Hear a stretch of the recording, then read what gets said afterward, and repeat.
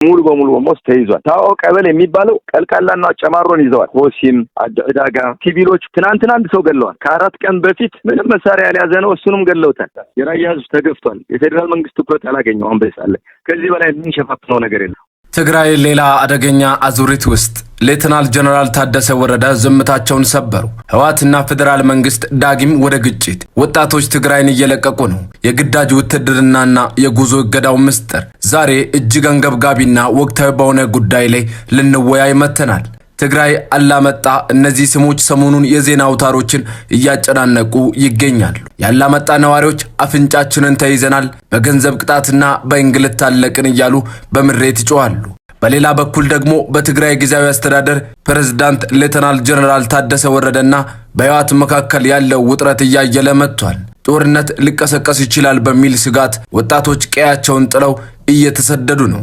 ህወሓት ደግሞ የጉዞ ክልከላ እያደረገ ነው የሚሉ መረጃዎችም እየወጡ ነው። በትክክል በአካባቢው ምን እየተካሄደ ነው? ነዋሪዎችስ ምን ይላሉ? ያስተዳደሩ ምላሽስ ምንድነው?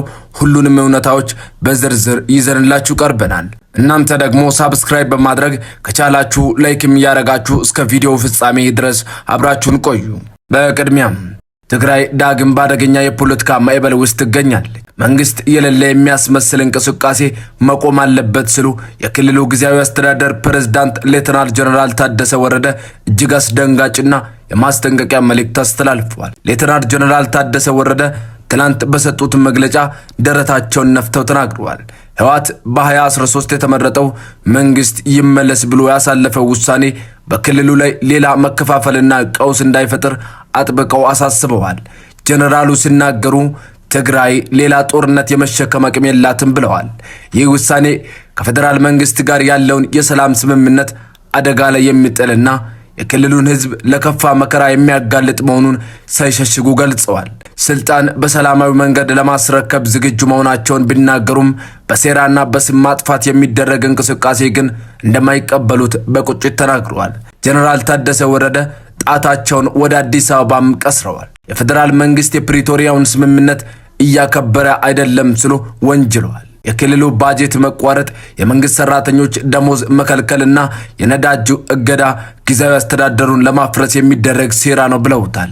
6ኛ ክረምት እየመጣ ቢሆንም ተፈናቃዮች አለመመለሳቸውና የትግራይ ጊዜያዊ አንድነት አለመረጋገጡ ክልሉን ወደ ለየለት ቀውስ እየገፋው መሆኑን አስገንዝበዋል። በሌላ በኩል ደግሞ በትግራይ ውስጥ ያለው ሁኔታ እጅግ አሳሳቢ ደረጃ ላይ ደርሷል።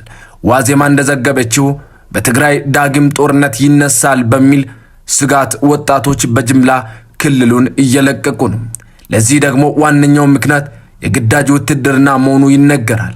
የቀድሞ ተዋጊዎች ሳይቀሩ ዳግም ወደ ካምፕ እንዲገቡ ጫና እየተደረገባቸው መሆኑ ተሰምቷል። ይህንን ስደት ለማቆም የትግራይ ኃይሎች በኬላዎች ላይ ጠንካራ ፍተሻ እያደረጉ ነው።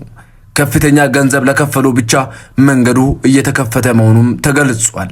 የክልል ፖሊስ ባለፈው ሳምንት ብቻ 171 ወጣቶችን ኮብላዮች በማለት በቁጥጥር ስር አውሏል። የህወሓት ሊቀመንበር ዶክተር ደብረጽዮን ገብረሚካኤል ወጣቶች ወደ አዲስ አበባ ሄዳችሁ እስረኛ ከመሆን ይልቅ ከህዝባችሁ ጋር ቁሙ ሲሉ ቢመክሩም ወጣቶች ግን የተሻለ ህይወትና ደህንነት ፍለጋ ወደ ኬንያና ዩጋንዳ ጭምር መሰደዳቸውን ቀጥለዋል። ክቡራትና ክቡራን ተመልካቾቻችን ትግራይ በሁለት ጎራ በቆሙ የፖለቲካ ኃይሎች መካከል እየታመሰች ትገኛለች። የህወሓት የአክሱም ውሳኔ ለሰላሙ ስምምነት መፍረስ ሰበብ ይሆን ወይንስ የፌደራል መንግስትና የትግራይ አመራሮች በጠረጴዛ ዙሪያ መፍትሄ ያገኙለት ይሆን? እናንተስ በዚህ ጉዳይ ምን ትላላችሁ? ሐሳባችሁን በኮሜንት መስጫው ላይ አስፍሩልን። በሌላ ዜና አሁን ደግሞ ወደ ሰሜኑ የሀገራችን ክፍል አላመጣ እናመራለን። የፌደራል ኃይሎች ከተማዋን ለቀው መውጣታቸውን ተከትሎ ባላመጣ ምን እየተካሄደ ነው? ነዋሪዎች አፍንጫችንን ተይዘናል፣ በገንዘብ ቅጣት አለቅን እያሉ በምሬት እየጮሁ ነው። አስተዳደሩ ግን ሁሉም ሰላም ነው ይላል። እውነታው የተኛው ነው። ያላመጣ ከተማ ነዋሪዎች ከጥር 2018 ዓመተ ምህረት ጀምሮ የፌደራል ኃይሎች ከተማዋን ለቀው መውጣታቸውን ተከትሎ በህወሓት አስተዳደር ስር ከፍተኛ እንግልት እየደረሰብን ነው ሲሉ ቅሬታቸውን እያሰሙ ለደህንነታቸው ሲሉ ድምጻቸው ተቀይሮ አስተያየታቸውን የሰጡ ነዋሪዎች እንደሚሉት ቅጣቱ የሚጣልብን ህወሓትን በሚደግፉ ሰልፈኞች ላይ አልተሳተፋችሁም በሚልና በልማት ዘመቻ ስም ነው ይላሉ። 2 ቀን ዘመቻ ላልወጣ ግለሰብ እስከ 1300 ብር የሚደርስ የገንዘብ ቅጣት እየተጣለ መሆኑ የተገለጸ ሲሆን ዛሬ እኔ ነገ አንተ በሚል ስልት ህዝቡን ብር አምጣ እያሉ እያሰቃዩት እንደሚገኙ ነዋሪዎች በምሬት ገልጸዋል። ይህ የገንዘብ ጫና በተለይ በነጋዴው ላይ ክፉኛ አርፏል። ብጣሽ ወረቀት ይዘው ይመጡና ክፈል ይሉሃል የሚሉት ነጋዴዎች ክፍያውን መክፈል ባለመቻላቸው ሱቆቻቸውን እየዘጉ መሆኑን ተናግረዋል። በተለይም ወጣቶች ያንቀሳቀሷቸው የነበሩ የጣውላ ቤቶችና ሌሎች ድርጅቶች ስራ እያቆሙ ነው። ከገንዘብ ቅጣቱ ባለፈ የተለየ ሐሳብ የሚያራምዱ ሰዎች ላይ እስራትና ወከባ መኖሩ ተገልጿል። በዚህ ምክንያት የወደፊት ተስፋቸው የጨለመባቸው ያላመጣ ወጣቶች ከተማዋን ጥለው ወደ ቆቦና ሌሎች አካባቢዎች በስደት እየፈሰሱ ይገኛሉ። ይህ በእንዲህ እንዳለ ያላመጣ ከተማ ከንቲባ አቶ ሞገስ ሽፈራው የቀረበውን አቤቱታ መሰረተ ቢስ ሲሉ አጣጥለውታል። ያስኬድነው ሰልፍ የለም፣ የታሰረም የፖለቲካ እስረኛ የለም የሚሉት ከንቲባው የለቀቁ ሰዎች ፖለቲካውን ለኛ ትተው ወደ ቤታቸው መመለስ ይችላሉ ሲሉ ጥሪ አቅርበዋል።